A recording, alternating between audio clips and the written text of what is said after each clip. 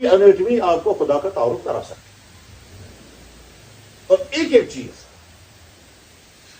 چیز جو بھی آپ تھیوری پڑھیں گے وہ آپ کی قدرت خدا کی بہتری نشانی ہے. اور اللہ قرآن کریم میں کہتے ہیں کہ اچھے ایمان والے وہ ہیں جو میرا حکم سن کر اندھے بہرے بن کر نہیں غور کرتے ہیں اس کے پیچھے فلسفی کیا ہے, اس پہ کیا لاجک کیا ہے, اس کے پیچھے حکمتیں کیا ہیں, یہ کیسے اللہ نے چلایا ہے. ہر چیز میں آیتوں کو رپیٹ پھر کرتا ہوں. اولم تفکروا فی انفسکم, تم اپنے جسموں پر غور کیوں نہیں کرتے ہو تمہارے جسم میں نے کیا کرا. دانت بڑھتے بڑھتے ایک جگہ رک جاتا ہے پھر نہیں بڑھتا. دانت کبھی نہیں رکتی ہے, ناخن کبھی نہیں رکتا, کیونکہ ساری زندگی انسان کو پھٹانا ہے. ہم رات کو سوئے ہیں, اتفاق سے کمرے میں مچھر تھا, اندھیرے میں مچھر ہمیں نظر نہیں آیا, اس کی آواز بھی ہم کو سنائی نہیں دی, مچھر نے کاٹا, ہمیں نہیں معلوم ہے, ہم سوئے ہوئے ہیں, دماغ نے چیک کیا کہاں پر یہ حملہ ہوا. اس کے بعد دماغ نے سگنل لے لیا, دماغ پھر آرڈر کرے گا ہاتھ کو, اور ہاتھ ٹھیک اسی جگہ پر پہنچے گا, کبھی غلطی نہیں ہوگی. ایسا نہیں ہو سکتا کہ مچھر نے یہاں کاٹا تھا اور ہاتھ یہاں چلا گیا. ٹھیک ہے, اس کے بعد جب کھجلائے گا, نیند میں کھجلا رہا ہے انسان, یہ کھجلا کیسے رہا ہے, اس کو کیسے ارادہ تو اس نے کیا ہی نہیں, کیونکہ وہ تو سویا ہوا ہے. کھجلانے کے بعد پھر دماغ چیک کرے گا زہر ختم ہو گیا یا ابھی ہے. اگر زہر ختم ہو گیا تو دماغ کہے گا ٹھیک ہے اب سو جاؤ, اور اگر زہر اب بھی ہے دماغ پھر آرڈر کرے گا ہاتھ دوبارہ واپس آئے گا. اتنے میں مچھر نے دوسری جگہ کاٹا تو ہاتھ وہاں پہنچے گا. یہ سارا سسٹم کمیونیکیشن سارا سسٹم چل رہا ہے نا. اس کے معنی یہ ہے کہ جب ہم سوئے ہوئے ہوتے ہیں اس وقت بھی ہمارا دماغ ہماری باڈی کو دیکھ رہا ہوتا ہے, باڈی میں کس جگہ کیا ہو رہا ہے. ٹھیک ہے, گرمی لگ رہی ہے, انسان کو ہوشیار کر دے گا. آپ نے شام کو کھانا کھایا, ہیوی کھانا کھایا, پانی پینا بھول گیا, اندر خشکی ہو گئی, دماغ اٹھا دیتا ہے پانی پیو. پیشاب کا تقاضا آ گیا, آپ کو جگہ دیتا ہے, پیشاب کر کے واپس آگے سوتے ہیں. ہم نے کھانا کھایا, کھانا کھانے کے بعد پانی پیا اور فوراً لیٹ گئے, پانی واپس نہیں آتا ہے. کیوں؟ یہاں ایک بالو لگا ہوا ہے جو کھانے کو اندر تو جانے دے گا, واپس نہیں آنے دے گا. صحیح ہے. ہم اگر کھانا کھا کر کے نیچے لٹک جائیں گے, ہم نے اوپر کریں گے, سر نیچے کریں گے, جو ہم نے کھانا اندر پہنچایا وہ کھانا واپس نہیں آئے گا. کس نے کیا یہ سارا؟ وہی ہے. سنوریہم آیاتنا فی الآفاق وفی انفسہم, تمہارے جسموں کے اندر میری قدرت کی نشانیاں موجود ہیں. یعنی اللہ یہ کہتے ہیں میرے بندو, مجھے معلوم تھا تمہیں کھانا کھانا ہے, کھانا کھاتے کھاتے تم تنگ آ جاؤ گے, ایک ہی قسم کا کھانا کھاتے کھاتے تنگ آ جاؤ گے. میں نے سارے کھانوں کے اندر ٹیسٹ الگ الگ رکھا, اور تمہاری زبان کے اندر ٹیسٹ کو فیل کرنے کا سسٹم رکھا. اور جب تم ایک مرتبہ کوئی چیز کھاؤ گے تو اس کے بعد جو ٹیسٹ تم نے فیل کیا یہ ریکارڈ ہو گیا. 10-20 سال کے بعد جب وہی چیز کھاؤ گے تو فائل کھل جائے گی, تو تم کو فوراً یاد آئے گی یہ چیز مجھے اس سے پہلے کھائی تھی, وہی ٹیسٹ پھر یاد آ جائے. مجھے یاد ہے میں ایک مرتبہ مکہ مکرمہ میں تھا, تو پہلی مرتبہ میں نے دیکھا وہ کیوی, جہاں پہلے ہوتا نہیں تھا. تو میں ان سے کہتا رہا بھائی یہ سنتروں اور کیلوں کے ساتھ آلو کیوں رکھا ہے. وہ کہنے لگے, وہ ایک صاحب ہنسے, انہوں نے سوچا ہوگا بیچارے کو پتا ہی نہیں یہ کیا چیز ہے. واقعی مجھے نہیں معلوم تھا, اس میں شرم کی کیا بات ہے, واقعی مجھے نہیں معلوم تھا. میں کہتا ہوں یہ پھلوں کے ساتھ فروٹس کے ساتھ یہ آلو کیوں رکھا ہے. تو وہ ہنس کر کے کہنے لگے یہ آلو نہیں ہے یہ فروٹ ہے. میں نے کہا کون سا؟ اسے بتایا کہ اب وہ سمجھ گئے کہ ان کو پتا نہیں ہے. وہ لائے, اس کو چھیلا. مکہ مکرمہ میں زمزم ٹاور مکہ مکرمہ کا سب سے ٹاپ ہوٹل ہے, 7 سٹار ہوٹل ہے. اتفاق سے میں بھی اندر چلا گیا تھا, ایک دوست لے گئے تھے, ورنہ ہماری کیپیسٹی تو نہیں ہے کہ ہم 7 سٹار ہوٹل میں رہ سکیں گے. زمزم ٹاور دنیا کا مانا ہوا ٹاور ہے, وہ ٹاور کلاک ٹاور اسے کہتے ہیں. خیر انہیں مجھے کھلایا, مجھے یاد ہے اس کے 6 یا 7 سال کے بعد میں نے سری نگر میں جب کیوی لیا, کاٹ کر کے کھایا تو وہی ٹیسٹ یاد ہے. کیا مطلب اس کا؟ ایک مرتبہ آپ کوئی چیز کھائیں گے, اس کا ٹیسٹ آپ کے دماغ میں فائل بند ہو جائے گا, اور اس کے بعد سال کے بعد وہی چیز آپ کھائیں گے, وہ ٹیسٹ ہی جاتا ہے. اس مطلب ہم کشمیریوں کو سمجھا سکتے ہیں کہ اگر آپ نے اندھیرے میں سیب کھانا شروع کیا تو آپ فوراً کہیں گے یہ امریکن تھا کہ ڈیلیشس تھا. کس چیز سے؟ دونوں کے ٹیسٹ میں فرق ہے, اور وہ زبان کھل کر کے دکھا دی. تو گویا اللہ نے زبان کے اندر ٹیسٹ ریکارڈ کرنے کا سسٹم رکھا ہے. کتنے صحیح بات تو آپ آگے چل کر کے پڑھیں گے, لیکن میں نے جو معلومات کی ہیں وہ یہ کہ ہماری زبان 10,000 سے زیادہ ٹیسٹ ریکارڈ کر دے. کیوں ہے میرے بندے غذا کھاتے کھاتے تنگ نہ, لہٰذا الگ الگ غذائیں رکھی ہیں. ساری غذائیں اللہ نے بنائی, شیپیں الگ، ذائقے الگ، مزے الگ، فائدے الگ، وٹامنز الگ، ہر ایک کا کام الگ الگ ہے تاکہ انسان کی باڈی کی ساری ضرورتیں پوری ہو جائے. وہی ہے اللہ. تو ہم اللہ کو سمجھ سکتے ہیں قرآن کے ذریعے، ہم اللہ کو سمجھ سکتے ہیں نبی کے فرمان کے ذریعے، اور آپ اللہ کو سمجھ سکتے ہیں اپنے انیمٹی کے ذریعے. Chapter number 1. چیپٹر نمبر 2، آپ غور کریں. جب آپ میڈیکل کی تیاری کر رہے تھے، جب آپ نیٹ کی تیاری کر رہے تھے، کیا آپ کے تصورات تھے اور کیا آپ کے خواب تھے؟ اور کتنے ہزاروں لوگوں میں سے آپ منتخب ہو کر کے آئے. کتنی دعائیں کرتے ہوں گے آپ، کتنے آپ کے والدین آپ کے لیے تڑپتے ہوں گے، اور کیسے کیسے آپ نے راتوں کی جاگا ہوگا اور تیاری کی ہوگی، اور اس کے بعد پھر میڈیکل کے لیے آپ کا سلیکشن ہو گیا. تو کتنا شکر پڑنا چاہیے. دیکھیں ان کو جن کے خواب بکھر گئے، ٹھیک، جو کئی مرتبہ امتحان دے کر کے پھر بھی کوالیفائی نہیں کر پائے، اور اس کے بعد بعض ڈپریشن میں چلے گئے کہ ہم 5 سال ہو گئے امتحان دیتے تھے تو پھر بھی ہمارا سلیکشن نہیں ہو، ڈپریشن میں چلے گئے اور طرح طرح کے ٹینشنوں کے شکار ہو گئے. بعضوں نے پڑھنا ہی چھوڑ دیا. بعضوں نے کیا کیا؟ کیونکہ ہمارا سلیکشن نہیں ہوا.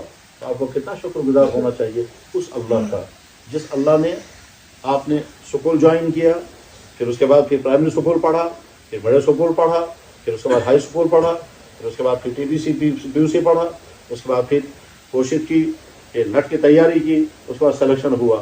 سٹارٹ میں جس وقت آپ کا ایڈمیشن ہوا تھا ہزاروں بچے ہوں گے، وہ کٹتے گئے یہاں تک کہ جب آپ کا سلیکشن میڈیکل کے لیے ہوا ہے تو بہت کٹ چکے ہوں گے، اور آپ چند گنے چنے آگے میں. جس اللہ نے آپ کے ساتھ یہ کیا ہے اس اللہ کو کبھی بھلانا ہے، اس اللہ کو کبھی بھلانا ہے. بس یہ میسج. اور نمبر 3، آپ کی اگلی زندگی بڑی باعزت زندگی ہوگی.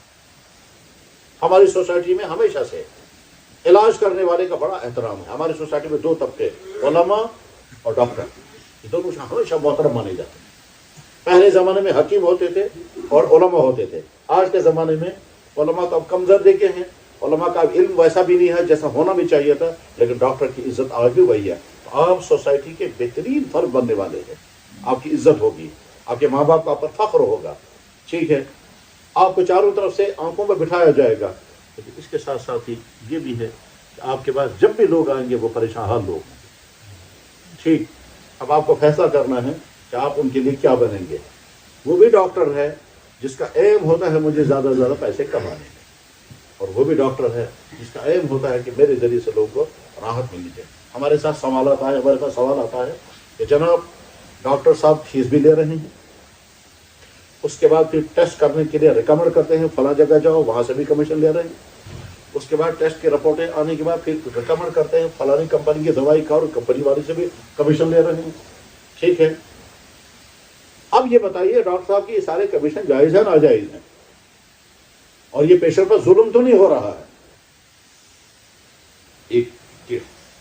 اسی کے ساتھ دوسرا کیس یہ ہے کہ مجھے یاد آیا، میں آپ کو واقعہ سناتا ہوں، کتاب میرے پاس موجود ہے، لکھا ہوا ہے. برطانیہ کے میڈیکل کالج سے ڈاکٹروں کی نئی ٹیم تیار ہو گئی. اب ان کو فیلڈ میں جانا ہے. میڈیکل کالج کے پرنسپل صاحب نے لڑکوں سے کہا کہ میں کوشش کروں گا کہ جو ہماری آخری میٹنگ ہوگی اور اس میں تھوڑا گیٹ ٹوگیدر کریں گے تو ہمارے ملک کے پی ایم صاحب بھی آ جائے. انہوں نے کوشش کی تو بہرحال کسی جارج، اس زمانے میں جارج رہے ہوں گے، جارج کون سے، انہوں نے کہا ہاں ٹھیک ہے میں میڈیکل کالج میں آ جاؤں گا فلانے دن. چنانچہ وہ پی ایم صاحب آ گئے. پرنسپل صاحب نے کہا کہ دیکھو ان کے پاس ٹائم بہت کم ہے، 15 منٹ ہم کو انہوں نے دیے ہیں، تو میں 5 منٹ میں اپنی بات سناتا ہوں، اس کے بعد یہ اپنی بات کہیں گے. یہ ڈاکٹر کہتا ہے میں تو اس وقت پرنسپل ہوں، لیکن جب میں نیا ڈاکٹر بن کر کے فیلڈ میں آیا تھا تو ایک دن میں رات کو سویا ہوا تھا. لندن کی سخت سرد راتیں تھیں، بارش ہو رہی تھی، برف گر رہی تھی، تو مجھے کسی نے رنگ کی. میں سوچا سردی کی رات ہے کون اٹھے گا. پھر مجھے خیال آیا کہ میں ڈاکٹر ہوں اور مجھے ہمیشہ تیار رہنا ہے پیشنٹوں کے لیے. جب میں ڈاکٹر کی فیلڈ میں آ گیا ہوں تو مجھے انکار نہیں کرنا، لہٰذا مجھے اٹھنا چاہیے. میں اٹھا، دروازہ کھولا تو گڑیا عورت تھی اور وہ پریشان تھی. وہ کہتے تھے میرا بیٹا بیمار ہے، مہربانی کر کے تم اس وہاں تک آؤ. میں چلا گیا. وہ کہتا ہے کہ لندن کی گلیوں سے میں برف کے اندر گزرتا رہا یہاں تک کہ گاؤں میں پہنچا، اور وہاں میں نے دیکھا اس کا بیٹا بیمار ہے اور سخت بیمار ہے، اس کو بخار ہے، وہ تپ رہا ہے. میں نے اس کو اسٹیم دی، دوائی دی اور کیا کیا کرایا، تو یہاں تک کہ 1-1.5 گھنٹے میں اس کا بخار تھوڑا ہلکا ہو گیا، بڑھیا خوش ہو گئی. کہتا میں جب چلنے لگا تو اس نے مجھے 2 تھیلے دیے، ایک میں پیسے تھے، ایک میں کچھ گفٹ سے. میں نے کہا نہیں مجھے نہیں لینے ہیں، میں آتا رہوں گا تب تک جب تک تمہارا یہ بچہ ٹھیک نہ ہو جائے. میں جاتا رہا اور بچہ ٹھیک ہو گیا. تو میں نے یہ کردار اپنایا ہے، یہ کہہ کر کے وہ لڑکوں سے کہتا ہے کہ آپ لوگ فیلڈ میں جاؤ گے آپ بھی اسی طرح سے کرنا. یہ کہہ کر پرنسپل صاحب بیٹھ گئے.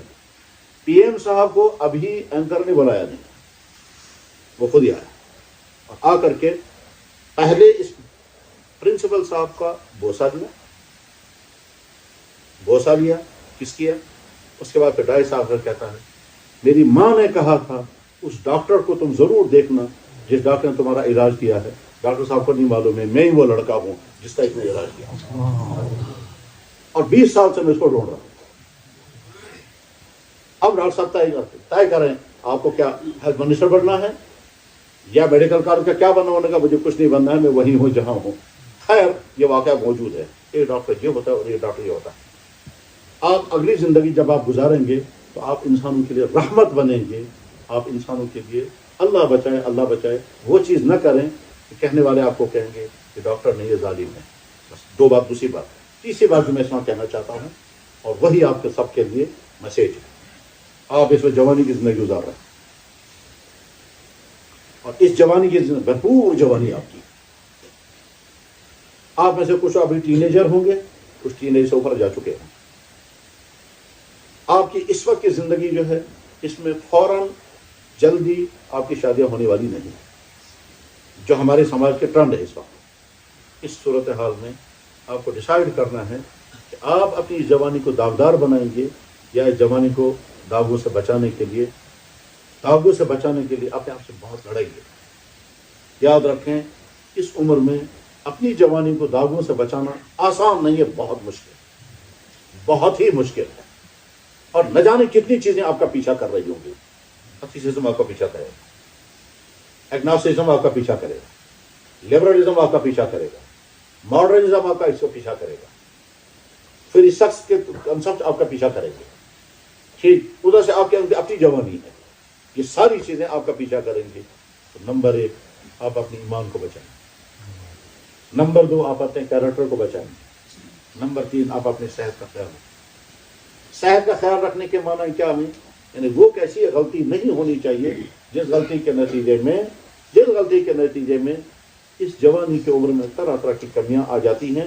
میں یہ بات اس طرح سے کہنا چاہوں گا کہ میرے پاس ابھی پرسوں جموں کے اندر ایک نوجوان لڑکا آیا اور وہ آ کر کے اس نے کہا کوئی غلطی ایسی نہیں ہے، کوئی گناہ ایسا نہیں جو میں نے نہ کیا ہو، صرف ایک چیز بچی ہوئی ہے، وہ یہ کہ میں نے مورتی کے سامنے ابھی ماتھا نہیں ٹیکا، باقی سارے کام میں نے کیے. اور اب میری حالت یہ ہے کہ میری کڈنیاں بھی فیل ہو چکی ہیں، میرا لیور بھی ڈیمیج ہو چکا ہے، میں کھڑا بھی نہیں رہ سکتا ہوں اور سکون بھی مجھے نہیں ہے اور ساتھ میں ڈپریشن بھی ہو گیا ہے. تو میں کیا سنبھل سکتا ہوں یا نہیں؟ آپ سمجھ سکتے ہیں اس نے کیا کیا غلطیاں کی ہوں گی جس غلطیوں کا نتیجہ یہ نکلا. آپ کی جوانی آپ کے ہاتھ میں، آپ اپنی جوانی کی حفاظت کریں. اس جوانی میں 3 باتیں ہیں: آپ کا ایمان، آپ کا کیریکٹر اور آپ کی صحت. آپ وہ چیزیں کھائیں گے جس میں ٹیسٹ تو ہوگا مگر وہ آپ کی صحت کے لیے مفید نہیں ہوگا. آپ سے سوال کیا جائے گا کہ جناب کولڈ ڈرنک پینے میں زیادہ فائدہ ہے یا سیدھا لیمو کا پانی کا ایک گلاس پینے میں زیادہ فائدہ ہے؟ آپ کے میڈیکل کی کتابیں بتائیں گی لیمو کا ایک سادہ گلاس پانی میں زیادہ فائدہ ہے، کولڈ ڈرنک میں اتنے فائدہ نہیں ہے، کیونکہ میں کیمیکل ہے اور کیمیکل انسان کی صحت کے لیے مضر ہے. مگر ٹرینڈ ہے کہ جناب ہم تھوڑے بیکورڈ لوگ ہیں جو لیمو کا پانی پئیں گے، ہم تو فارورڈ ہیں، ہم کوک پینے والے ہیں. یہ تو صورت ہے. سیدھی بات ہے، اگر آپ کو سیدھا سادہ انڈا کھانے کو دیا جائے گا وہ آپ کے لیے زیادہ بہتر ہے یا چاکلیٹ؟ چاکلیٹ آپ کا 20 روپے کا ہوگا، ہم تو چاکلیٹ کھانے والے ہیں، حالانکہ چاکلیٹ میں کو تو وہ کھانے پینے کی تمام چیزیں جن کا مقصد صرف ٹیسٹ ہے اور ہم انسان کے فوڈ ویلیو کچھ بھی نہیں ہے. جب ہم وہی چیزیں کھائیں گے، فاسٹ فوڈ، کولڈ ڈرنکس اور یہ ساری اس طرح کی چیزیں جو کھائی جا رہی ہیں، اس سے انسان کی صحت کو نفع ہوتا ہے یا نقصان ہوتا ہے؟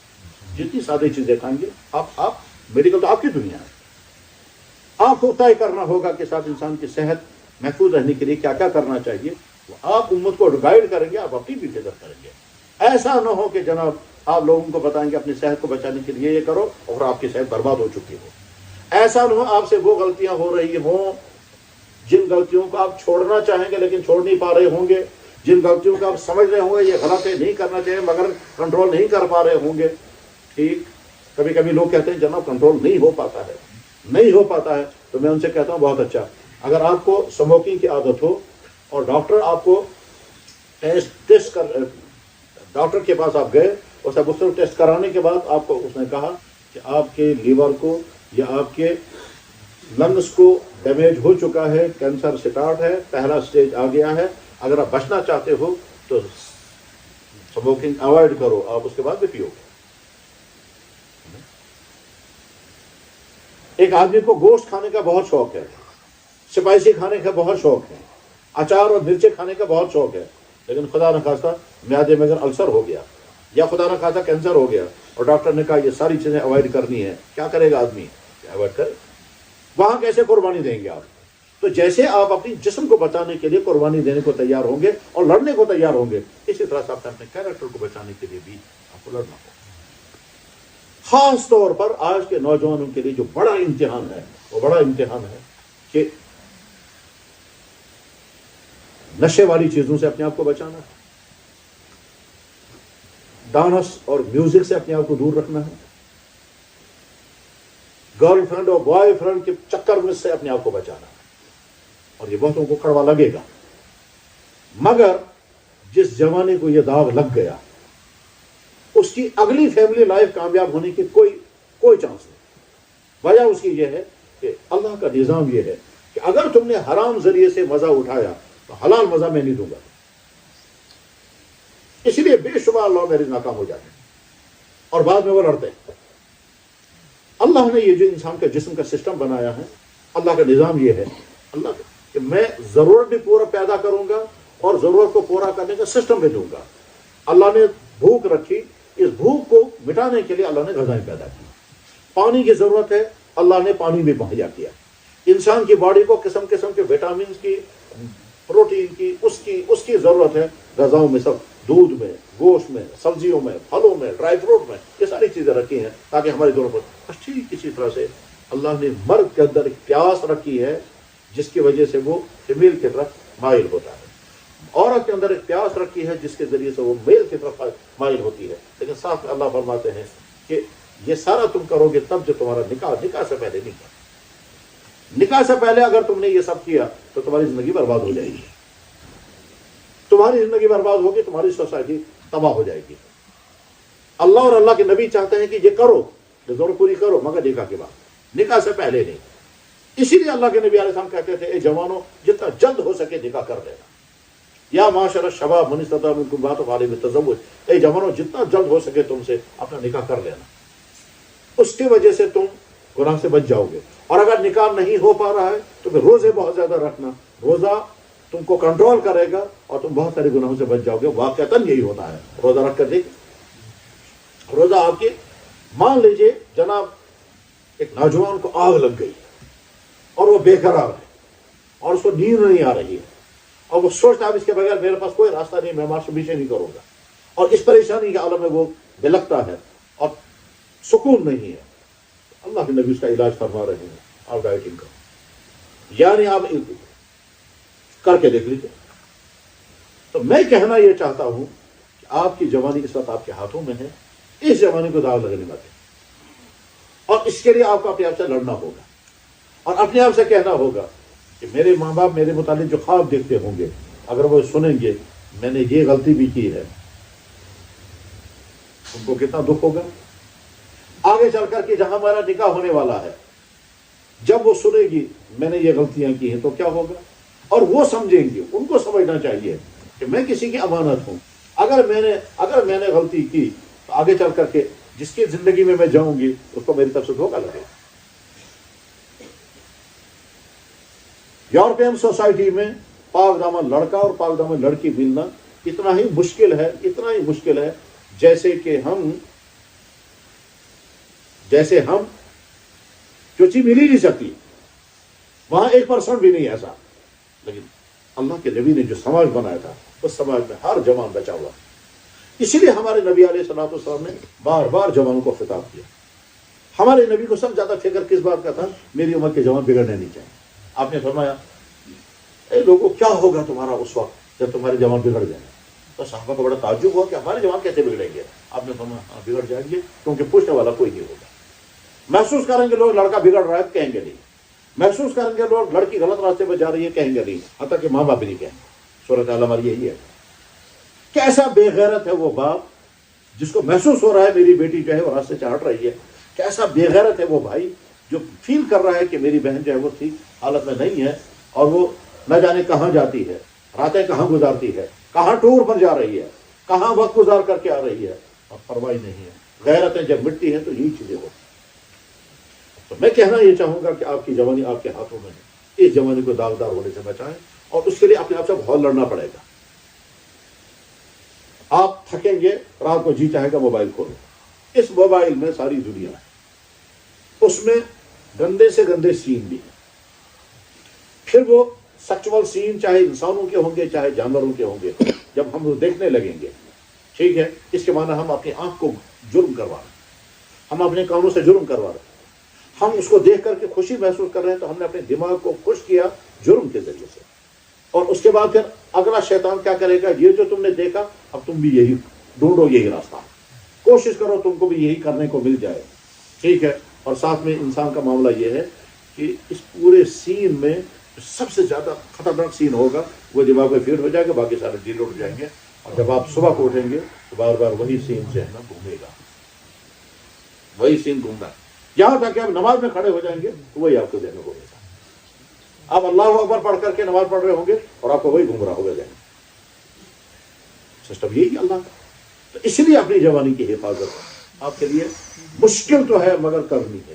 اور آپ اس کو چیلنج بنا لیں اور چیلنج بنا کر کے کہ میں کر کے دیکھتا ہوں, نہیں ہونے دوں گا میں گناہ. کیا ایسا ہو سکتا ہے؟ تو یقیناً ہو سکتا ہے.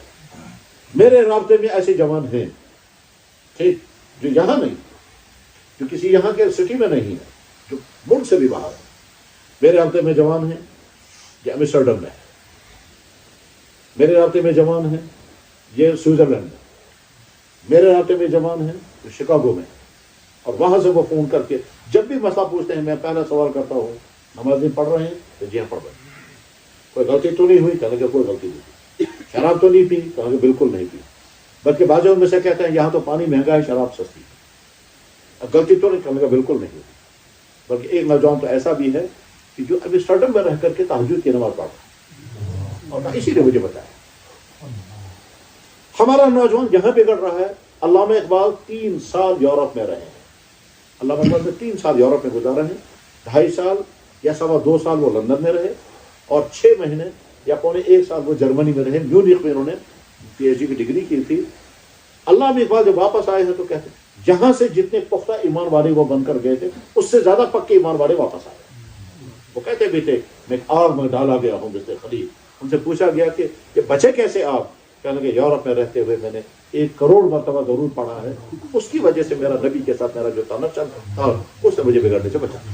حالانکہ وہاں بہت خوبصورت لیڈیاں ان کا پیچھا بھی کر رہی تھی اور اس کی وجہ سے بہت سارے لوگوں نے اقبال پر الزامات بھی لگائے. مجھے اس پر ڈسکشن نہیں کرنا ہے. علامہ اقبال کا کیریکٹر صحیح تھا اور جو الزام لگا رہے ہیں وہ غلط ہے یا مجھے اس پر نہیں ہے. مگر میں یہ کہنا چاہتا ہوں کہ وہاں بہت ساری لیڈی ان کے ساتھ تھی. اقبال صحت مند بھی تھے, خوبصورت بھی تھے, سکالر تو تھے. لائف ہسٹری میں نے دیکھی ہے. اسی میونخ کے اندر عطیہ فیضی بھی تھی. عطیہ فیضی ان کو بہت زیادہ فائنانس سے سپورٹ بھی کرتی تھی.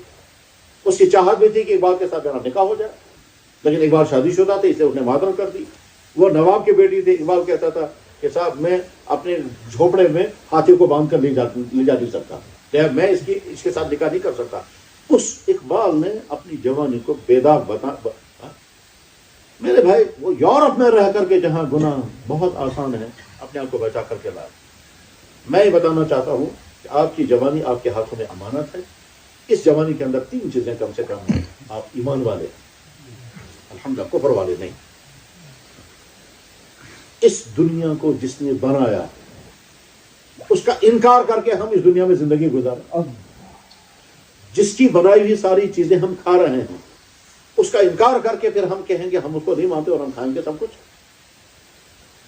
جس کا دیا ہوا یہ خوبصورت جسم ہم استعمال کر رہے ہیں، ٹھیک، اس کا ہم کہیں گے ہم نہیں مانتے آپ کو؟ اللہ تعالیٰ قرآن کریم میں کہتے ہیں نحن خلقناکم، میں نے تمہیں پیدا کیا، فلولا تصدقون، تم مانتے کیوں نہیں؟ اور کہاں کا یہ بات کہی؟ اللہ تعالیٰ وہاں کہہ رہے ہیں کہ دیکھو تمہارے جسم میں ایک لکوڈ میں نے پیدا کیا، ٹھیک، اس کے اندر سپرم ہوگا، تمہارے دوسرے پارٹ دوسرے ساتھی میں ایک اور لکوڈ میں نے پیدا کیا، اس میں ایب ہوگا، کہ تم دونوں آپس میں ملو گے، ملنے کے بعد تمہارے جسم سے وہ لکوڈ اس کے جسم میں ٹرانسفر ہو گیا، تم نے منی کا قطرہ عورت کے جسم تک پہنچا دیا، اس کا بعد کیا کیا؟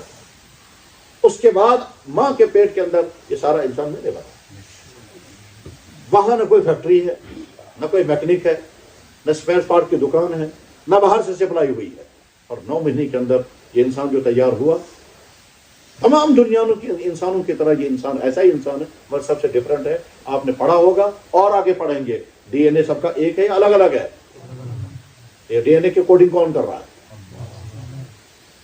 ہم سب کی شکلیں ایک جیسی ہیں، ٹھیک ہے، سب کی شکلیں الگ، سب کی شکلیں الگ ہیں، اس لیے میں اپنی اس بھائی کو پہچان لیتا ہوں، اس کی شکل مجھ سے الگ ہے، اس کی شکل مجھ سے الگ ہے، یہاں تک کہ آوازیں بھی سب کی الگ الگ ہیں۔ پہلے زمانے میں تو سمجھ میں نہیں آتا تھا، آج کل تو آسانی سے سمجھ میں آتا ہے۔ آپ کے بہت سارے دوست آپ کو فون کریں گے، آپ کے پاس ان کا نمبر ریکارڈ نہیں تھا، آپ آواز سے پہچان لیتے اس وجہ آوازوں میں بھی ڈفرنس ہے۔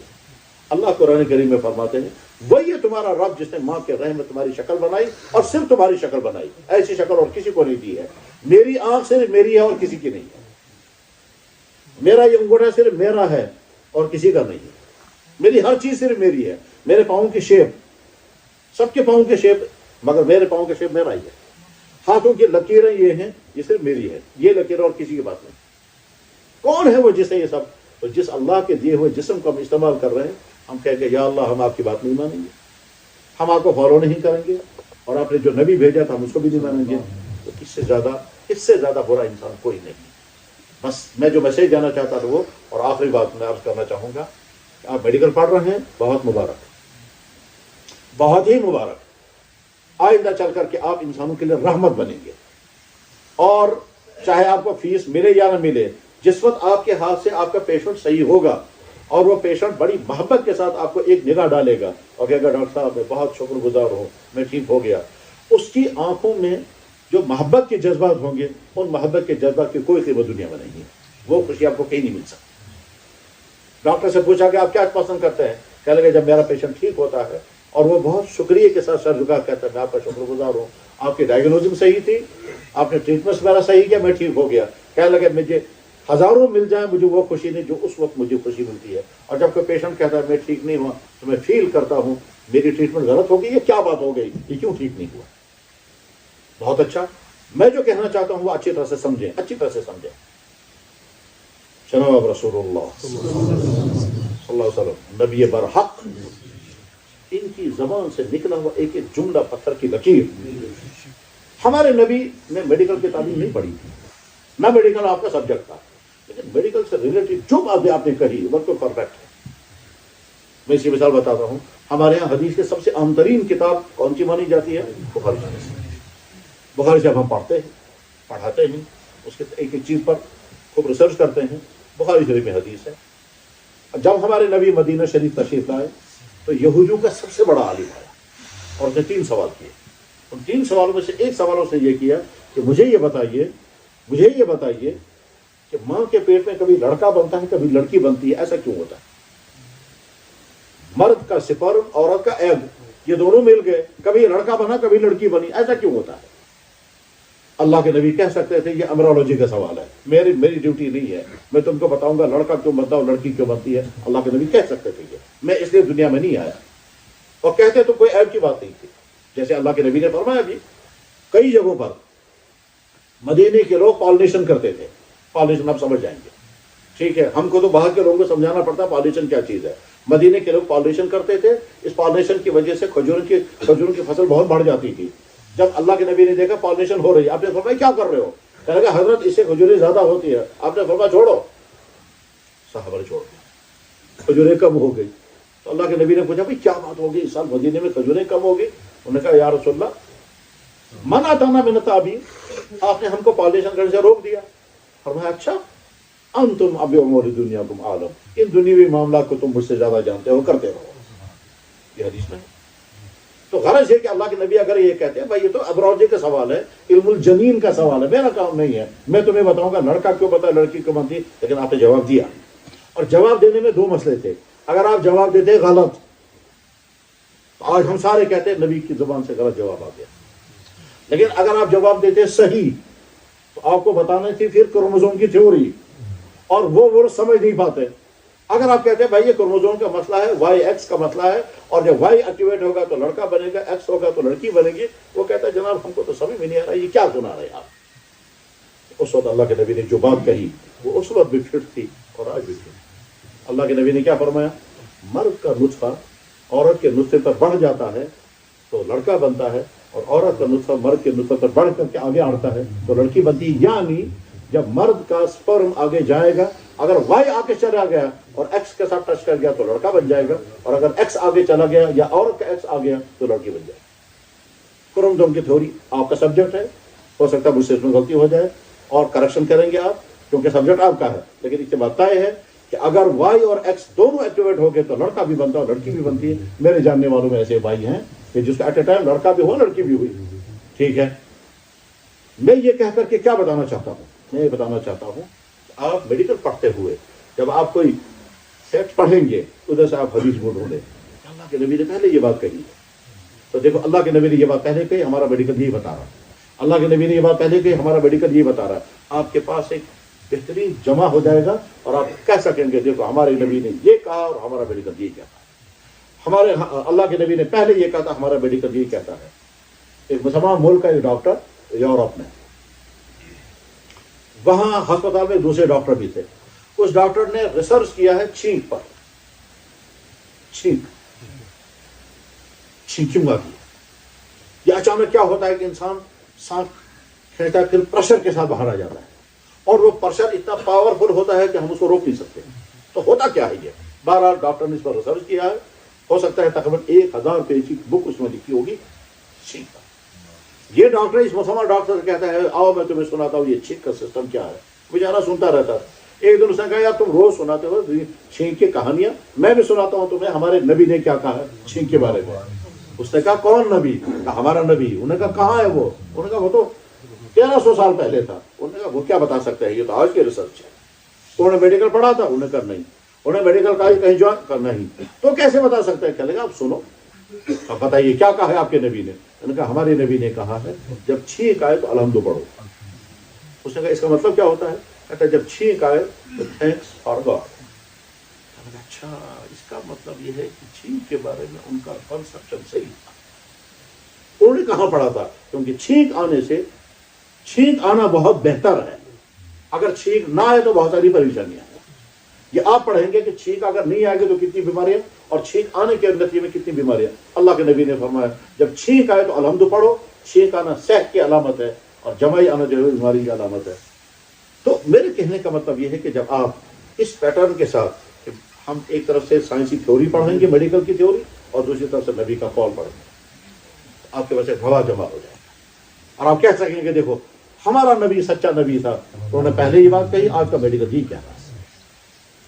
جب آپ ڈاکٹر کتمور کی تھیوری پڑھیں گے جس نے جدے میں اعلان کر کے کہا تھا مسلمانوں تمہارے قرآن میں ایمرولوجی کے متعلق جو کچھ لکھا گیا ہے 2 آیتوں میں ہماری 50 سال کی ریسرچ اتنی ہی، ڈاکٹر کتمور کی کہانیاں پڑھ۔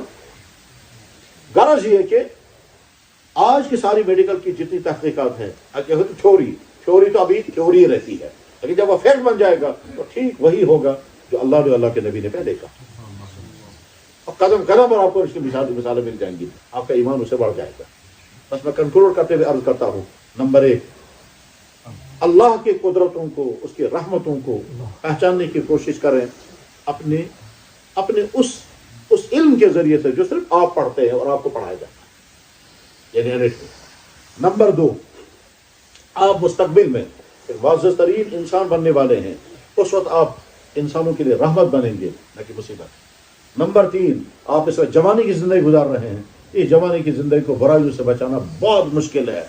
और अगर आप बचाने में कामयाब हो गए, यानी आपने अपनी आंखों का गलत इस्तेमाल नहीं किया, अगर आपने अपने दिमाग का गलत इस्तेमाल नहीं किया, अगर आपने अपनी बॉडी का गलत इस्तेमाल नहीं किया, अल्लाह के नबी ने फरमाया जो इंसान मुझे दो चीज़ों की गारंटी देगा, उनका गलत इस्तेमाल नहीं करेगा, मैं उसे गारंटी देता हूँ वो मेरे साथ जन्नत में आएगा। मैं यज़मनु ली मा बैन लिह्यैहि व मा बैन फ़ख़िज़ैहि, जो मुझे गारंटी देगा दो चीज़ों का, एक तो वो जो गाड़ों के बीच में है यानी जुबान, और एक वो जो रानों के बीच में है, इसका गलत इस्तेमाल नहीं करेगा। अल्लाह के नबी ने फरमाया मैं उसको जमानत देता हूँ वो मेरे साथ जन्नत में। अल्लाह के नबी ने फरमाया 7 आदमी क़यामत के दिन अर्श के साए के नीचे होंगे, उन 7 आदमियों में से एक वो भी होगा, एक वो होगा रजुलुन, ऐसा मर्द, दाअतहु, उसको बुलाया, इमरातुन, एक लेडी ने, ज़ातु जमालिन, खूबसूरत, व हसबिन, ऊंचे खानदान की लड़की ने उसको ऑफर किया गुनाह के लिए। इसने जवाब में कहा मैं अल्लाह से डरता हूँ, मैं ये गलती नहीं कर सकता। ये आदमी वो क़यामत के दिन अर्श के साए के नीचे। क्या हम इस पोजीशन में हैं कि हम कह सकेंगे अल्लाह हम हकदार हैं आपके अर्श के साए के नीचे, क्योंकि हमने अपनी जुबान और दूसरे पार्ट का गलत इस्तेमाल नहीं किया। अगर हैं तो बहुत मुबारक, और आइंदा और अपनी हिफाजत करें। और अगर खुदा न खास्ता गलती हुई हो, मायूस बिल्कुल नहीं होना, मायूस बिल्कुल नहीं होना है। अल्लाह कुरान करीम में फरमाते हैं, कुरान के तुम्हारे रब ने अपने जिम्मे ऑर्डर कर रखा है इन पर रहम करना, अगर गलती होगी तो माफ कर दे। तो हुन खुदाए पानस ऑर्डर करबो कातबा रब्बुकुम, तुम्हारे रब खुदा ने लिख के रखा है अब अला नफ्सी, अपने आप पर, और रहम करना, एक्शन मत लेना इनके खिलाफ, अगर इनसे गलती होगी तो माफ कर देना। और हमारा सबूत हम में से कोई नहीं बता सकता है कि मैंने अपनी आंखों का गलत इस्तेमाल कितनी मरतबा किया, कानों का गलत इस्तेमाल कितनी मरतबा। अल्लाह ने सब पर पर्दा रखा है, किसी को पता नहीं किसने क्या क्या किया। यहाँ तक कि हमारे माँ बाप को पता नहीं हमने क्या किया, हमारे बच्चों को नहीं मालूम हमने क्या क्या किया, हमारी बीवियाँ नहीं जानती है जो शादीशुदा हैं क्या हुआ। आप पीछे या अल्लाह मुझसे वो गलतियाँ भी हो गई हैं, मैं सोचता हूँ अगर माँ बाप सुनेंगे तो क्या कहेंगे, या अल्लाह उनको पता नहीं चलना चाहिए। मेरे भाई बहन जो मेरे घर में हैं अगर वो सुनेंगे तो क्या कहेंगे, या अल्लाह पर्दा रखना, पर्दा रखा है अल्लाह ने। तो जिस अल्लाह ने पर्दा रखा है वो अल्लाह माफ करने के लिए तैयार, तो अपनी जवानी की हिफाजत। और इसके लिए ज़रूरी है वो एक एनर्जी पैदा हो जानी चाहिए, वो एनर्जी सेम उसी तरह से जनाब अगर आपका इम्यून सिस्टम मजबूत है तो कोविड का असर नहीं है। अगर आपका ईमान का इम्यून सिस्टम मजबूत है तो सोसाइटी के गुनाहों का कोविड आप पर असर नहीं कर सकता। आपका इम्यून सिस्टम अगर मजबूत है ठीक है, कोई ड्रग्स कर रहा है, कोई लॉ कर रहा है, कोई क्या कर रहा है, आपका ईमान का इम्यून सिस्टम इतना स्ट्रांग है कि आप उसे कोई असर नहीं है। बस अपना इम्यून सिस्टम ईमान के इतना मजबूत बनाए, और उसके लिए ज़रूरी है नमाजों की पाबंदी करें, कुरान की तिलावत करें, कुरान को समझने की कोशिश करें।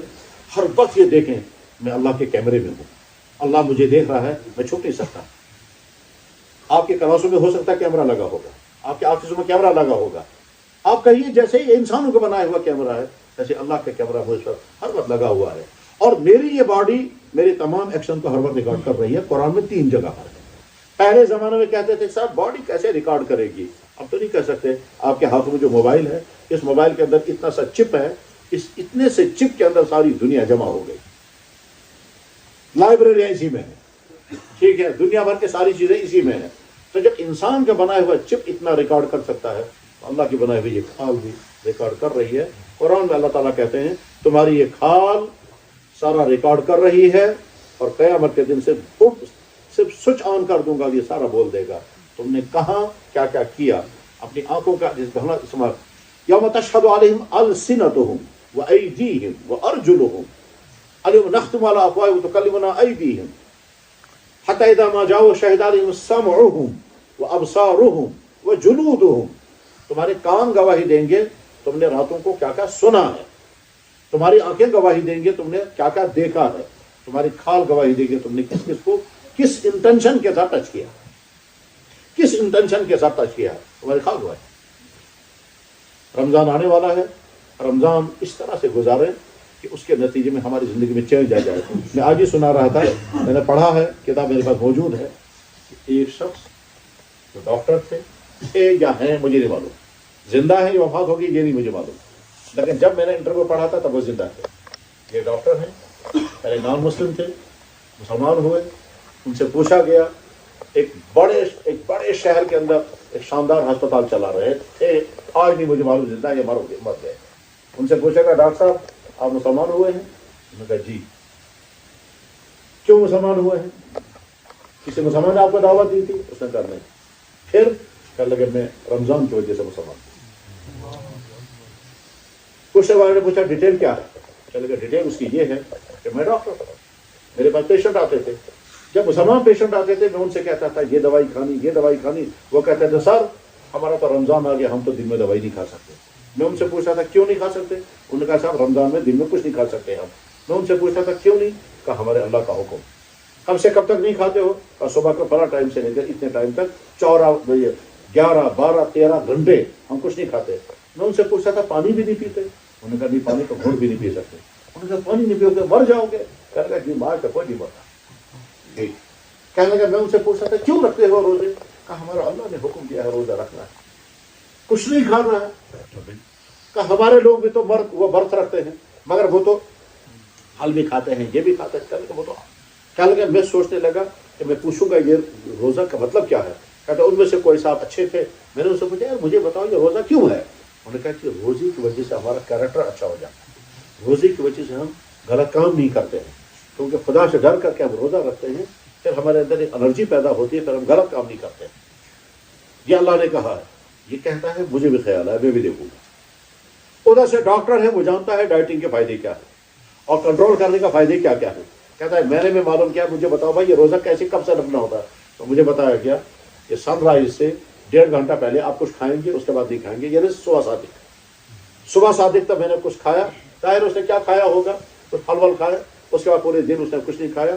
شام کو کہتا ہے جس دن میں نے روزہ رکھا اس دن میرے پاس اگر فیمیل پیشنٹ آتا تھا, اور اگر وہ فیمیل پیشنٹ اگر وہ ینگ وومن ہوتی تھی تو میں سوچتا تھا دیکھو تمہارا روزہ ہے, غلط انٹینشن کے ساتھ اس کو مت.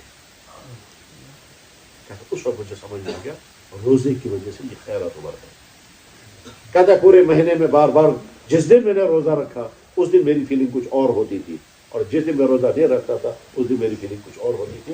وہاں سے میں سمجھ گیا کہ اسلام سچا ہے, جس نے یہ روزہ دیا ہے اس روزے کی وجہ سے انسان برائی سے رک سکتا ہے, بچ سکتا ہے. کہتے بس اس کے بعد عید کا دن آیا, میں نے ان مسلمانوں نے پوچھا وہ کیا ہے تمہاری عید؟ کیا کہ میں کسی کے پاس گیا اور وہاں جا کر مسلمان ہو گیا. پہلے اس کا نام کیا تھا مجھے نہیں معلوم, اور جس وقت میں نے انٹرویو پڑھا اس وقت اس کا نام تھا ڈاکٹر احمد فاروق, ساؤتھ انڈیا میں.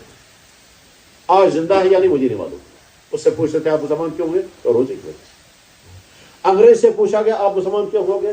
کہنے لگے ہینڈ واشنگ کی وجہ سے. اس سے پوچھا گیا ہینڈ واشنگ کا مطلب کیا ہے؟ کہا دیکھو جب کووڈ آ گیا اور ڈاکٹروں نے کہا ہینڈ واشنگ کرو, ڈسٹینسنگ کرو, ماسک لگاؤ, تو میرے ساتھ ایک کولیگ مسلمان تھا, وہ آتا تھا گھر کمرے میں تو میں اس سے کہتا تھا باہر نکلو ہینڈ واش کر کے آؤ. وہ کہتا تھا کیوں کروں گا میں ہینڈ واش, میں تو ابھی نماز پڑھ کر آیا. میں پوچھتا تھا کیا ہے یہ نماز؟ کہتا دیکھو ہم 5 مرتبہ نماز پڑھتے ہیں, 5 مرتبہ وضو کرتے ہیں, اور وضو میں کئی مرتبہ ہاتھ کو دھوتے ہیں. ہم جب بھی واش روم جائیں گے پہلے وہ ہینڈ واش کرتے ہیں, بعد میں وہ ہینڈ واش. ہم جب کھانا کھاتے ہیں ہینڈ واش کرتے ہیں, پھر کھانا کھاتے ہیں. کہتے میں 10-15 مرتبہ روزانہ کرتا ہوں, الگ سے کیوں کروں گا؟ یہ انگریز کہتا ہے. میں نے اس سے پوچھا, انگریز کا نام ہے جان فلٹ, رہنے والا ہے شکاگو کا. جہاں اس کا انٹرویو ہے وہ کتاب میرے پاس موجود ہے, اور وہ کتاب ہے مدینہ شریف سے. مدینہ شریف میں ہمارے ایک دوست ہیں عبداللہ, قاری عبداللہ. اس کے بعد میں نے کتاب دیکھی, میں نے کہا قاری عبداللہ کتاب مجھے دے دو. کہنے لگے لے جائیے. اس میں ایسے ہی لوگوں کے حالات لکھے تھے جو پچھلے 15-20 سال میں مسلمان بنے, ایسے لوگوں کے حالات, اور سب یورپ کے لوگ, سب یورپ کے بڑے بڑے سکالر, عام انسان نہیں. خیر, تو جان فلٹ ہے, یہ اسی کتاب میں لکھا ہوا ہے. کہتا ہے جان فلٹ کہتا ہے میں نے اسے پوچھا یہ نبی کہاں ہے تمہارا جس نے یہ تم کو یہ ہینڈ واشنگ کرائی ہے؟ انہوں نے کہا وہ تو گزر چکے ہیں. کہتا ہے میں نے اسے کتاب مانگی, کتاب مجھے مل گئی, اور کتاب بھی بڑی عجیب ہے, سیرت کی کتاب, بڑی دلچسپ. کیا دلچسپ ہے؟ یہ ایک آدمی تھا, اس کا نام تھا کپور لال گابا یا کنہیا لال گابا, دو میں سے ایک. یا کپور لال گابا ہے یا کنہیا لال گابا ہے. یہ کیمبرج کا اسٹوڈنٹ, کیمبرج میں یہ مسلمان ہوئے. پھر اللہ کے نبی علیہ السلام کی سیرت پڑھی, پھر سیرت کی کتاب اس نے لکھی, مسلمان ہوئے. اس کا نام رکھا گیا خالد لطیف گابا. پہلے تھے کنہیا لال گابا, बाप जिसका नाम रखा गया खालिद लतीफ गाबा, और ये नाम रखा गया अल्लामा इकबाल से मशवरा करके। अब उसने कहा कि साहब मेरा नाम आप चेंज कर दे, मगर KL रहना चाहिए क्योंकि मैं KL गाबा हूँ, तो ऐसा नाम मेरा रख लीजिए जिसमें KL स्टैंड रहे। तो डॉक्टर इकबाल ने सोचने के बाद कहा ठीक है, इसका नाम रखेंगे खालिद लतीफ, KL गाबा बरकरार रहेगा। पहले भी KL गाबा था, अब भी KL गाबा ही है। पहले कपूर लाल या कन्हैया लाल था, अब ये खालिद लतीफ गाबा है। इसने किताब लिखी, किताब का नाम है प्रॉफिट ऑफ डेजर्ट। किताब अवेलेबल है, दिल्ली में मिलती है, श्रीनगर में मिलती है। ये किताब इस अंग्रेज को मिल गई, मुसलमान ने किताब लाकर उसको दी। उसने जब किताब पढ़ी, अब देख रहा है ये हैंड वॉशिंग कहाँ है, तो उसमें हैंड वॉशिंग कहाँ, वहां तो लिखा था वजू करो, गुस्ल करो, इस्तिंजा करो, खाने से पहले हाथ धो। ये सारा जब उसने पढ़ा, किताब पढ़ने के बाद कहता है Mohammad as a young boy role model, Mohammad as a husband role model, Mohammad as a businessman role model, Mohammad as a ruler role model. और उसके बाद फिर मुसलमान, आज उसका नाम अब्दुल्ला। किसने बताया? उसे पूछा मुसलमान क्या लगे हैंड वॉश। जनाब वाला खतना की थ्योरी बता रही है, खतना की थ्योरी बता रही है कि इस्लाम सच्चा है, मोहम्मद सल्लल्लाहु अलैहि वसल्लम सच्चे नबी है। क्यों? खतना नहीं करेंगे तो नतीजा निकलेगा, पेशाब करेंगे इन्फेक्शन होगा। पेशाब के अंदर कितना इन्फेक्शन है सबको मालूम है। उधर से इस्तिंजा उनके यहाँ है ही नहीं, सिर्फ इस्लाम में इस्तिंजा है। पेशाब करने के बाद पानी यूज करना सिर्फ मुसलमान के पास, और किसी की। तो खतना कराया और इस्तिंजा पानी परवाया, क्या मतलब इसका? सेफ कर दिया। हमारे नबी ने जो हुक्म दिया है उसके पीछे फिलॉसफी है। क्या हुक्म दिया? आपको गोश्त खाना है जरूर खाएं, ठीक, आपको गोश्त खाना है जरूर खाएं। और क्यों? प्रोटीन चाहिए, मजा चाहिए, वगैरह वगैरह, मगर साथ में कहा ज़बह करके खाना, ठीक है। जर्मनी में सेमिनार हुआ सलाटिंग पर, ठीक है। हर मजहब के लोग आए, हर सोसाइटी के लोग आए, वो बताते थे कैसे करना है। किसने कहा इंजेक्शन करके बेहोश करेंगे फिर पीस करके खाएंगे, किसी ने कहा गर्दन काट देंगे झटका करके खाएंगे, किसी ने कहा कुछ, किसी ने कहा कुछ। एक मुसलमान था, उसने कहा साहब हमारा सिस्टम ये है कि जानवर जिंदा होना चाहिए, जिंदा होना चाहिए, गले से काटेंगे, 4 रगें कटनी चाहिए, सारा खून निकल जाना चाहिए, स्पाइनल कार्ड नहीं कटना चाहिए, सारा खून जब निकल जाएगा और तड़पना चाहिए, और तड़पने के बाद फिर ये गोश्त हलाल हो जाएगा। हमारा सिस्टम ये है। सबने अपना अपना सिस्टम बताया। सेमिनारों में होता क्या है, जब किसी टॉपिक पर पेपर आ जाते हैं और सारी राय जमा हो जाती है तो कमेटी बनती है, उस कमेटी के हवाले केस हो जाता है। कमेटी वाले जो है बाद में तैयार करते हैं करारदाद, उसे कहते हैं। ऐसा कमेटी वालों ने तमाम का डिस्कशन सुनने के बाद यह फैसला तैयार किया है, फिर उसको हाउस में सुनाया जाता है, फिर उसको पास किया जाता है। ये सेमिनारों में हुआ करता है ये, ठीक है। तो कमेटी के हवाले केस हो गया, प्रेसिडेंट साहब खुद यहूदी है या कोई अतीस्ट है या कोई क्या, उसने आखिर में क्या कि साहब सारा डिस्कशन सुनने के बाद फैसला ये है कि सलाटिंग का सबसे बेहतरीन तरीका इस्लाम। अब सवाल पैदा होता क्यों? उसने कहा देखिए बाकी सबका कंसेप्शन ये है कि जानवर को मारो और खाओ, सेब उतारो और खाओ, केला छीलो और खाओ, ऐसे ही जानवर को पकड़ो, काबू करो, पीस कर दो और खाओ। इस्लाम कहता है नहीं, इस्लाम का कंसेप्शन ये है बॉडी के अंदर जो खून है उस खून को अलग निकालो फिर खाओ। इस्लाम का तो कंसेप्शन ही बिल्कुल अलग है। अब सवाल है क्यों? कि खून इंसान की बॉडी के लिए जहर है। इंसान दूध डाइजेस्ट करेगा, पानी डाइजेस्ट करेगा, गजाएगा, खून डाइजेस्ट नहीं कर सकता। और अगर कोई नहीं मानता तो पी के देखे, 1 हफ्ते तक दूध पी के देखें, फिर देखते हैं क्या बनेगा। जनाब 1 हफ्ते तक दूध पीते रहिए कि पता चलेगा खुद फायदा क्या है, और 1 हफ्ते तक खून पीते रहिए फिर पता। क्योंकि इंसान का डाइजेस्टिव सिस्टम जंगली जानवरों का डाइजेस्टिव सिस्टम नहीं है जो कच्चा गोश्त और खून पी जाता है। इंसान का है, गाय को गोश्त देंगे वो नहीं खाएगी, शेर को घास देंगे वो नहीं खाएगा, ठीक है। इनका डाइजेस्टिव सिस्टम कुछ और है, उनका कुछ और है। अब सवाल ये होता है कि जब जानवर को ज़बह करते हैं तो तड़पता है और बड़ा तरस आता है। इसी वजह से यूरोप का तस्वुर ये है कि सब जानवर को जब हम ज़बह करेंगे तो क्योंकि तड़पता है उसको पहले बेहोश करो, और जब बेहोश करेंगे उसके बाद गला काटेंगे तो कम से कम वो तड़पेगा नहीं, ठीक है। इसलिए यहाँ से बताया कि देखिए जब जानवर तड़पेगा नहीं तो सारा खून बाहर नहीं आएगा, खून अंदर रह जाएगा। मगर वो जो तड़पता है उस पर एक डॉक्टर ने शानदार जुमला कह दिया और मामला हल हो गया। کہ جو ہی جانور کو ذبح کرنے لگتے ہیں تو پین فیل کرنے والا سیل ڈیڈ ہو جاتا ہے. پین فیل کرنے والا سیل ڈیڈ ہو جاتا ہے. اس کا مطلب یہ ہے کہ جانور کو پین نہیں ہوتی، مگر وہ تڑپتا کیوں ہے؟ اصل میں اس کا دماغ خون مانگتا ہے. خون جلدی لاؤ، خون جلدی لاؤ. اور جب خون مانگتا ہے تو وہ تڑپتا ہے، اور جب تڑپتا ہے تو خون سارا یہاں سے باہر آ جاتا ہے. یہی اسلام چاہتا ہے. تاکہ برلن میں سیمینار ہو رہا تھا اور وہاں مجھے نہیں معلوم ہے، وہ لکھنے والے نے کہا، اس کے بعد کچھ لوگوں نے اسلام قبول کیا، جو میڈیکل کے لوگ. آپ کے سامنے ایک نئی دنیا ہے. آپ میڈیکل کی تحقیقات کو سامنے رکھیں اور محمد رسول اللہ کے قدم قدم پر آپ اسلام کے بہترین نمائندہ بنیں گے. میں نے آپ کا بہت زیادہ وقت لے لیا. اللہ آپ کی زندگی کو ہر طرح سے خوشیوں بھر دے. آپ سوسائٹی کے لیے بہترین نمونہ بنے، اور آپ کے ماں باپ نے آپ کے لیے جو خواب دیکھے ہیں اور خود آپ نے جو محنتیں کی ہے، وہ جو راتوں تم جاگے ہو اور وہ جو راتوں کو تڑپ تڑپ کر کے تم نے سیڑھیاں کی ہیں، ٹھیک ہے، اور وہ جو تم نے کہیں کوچنگ کی ہوگی، کہیں کیا کیا ہوگا، کیسی محنتیں کی ہوگی، اس کے بعد تم یہاں تک پہنچے. بہت مبارک تمہاری ان محنتوں کو. اور اگلی زندگی اللہ تعالیٰ شانہ آپ کی اتنی اچھی بنائے کہ آپ نمونہ بن جائیں، بہترین ڈاکٹر بھی بنے، بہترین مسلمان بھی بنے، سوسائٹی کے لیے رحمت بنے. اللہ جل شانہ آپ کے والدین کے خوابوں کو ان کے خوابوں سے زیادہ آپ کے ذریعے پورا کرائے. وآخر دعوانا ان الحمد للہ رب العالمین برحمتک یا ارحم الراحمین.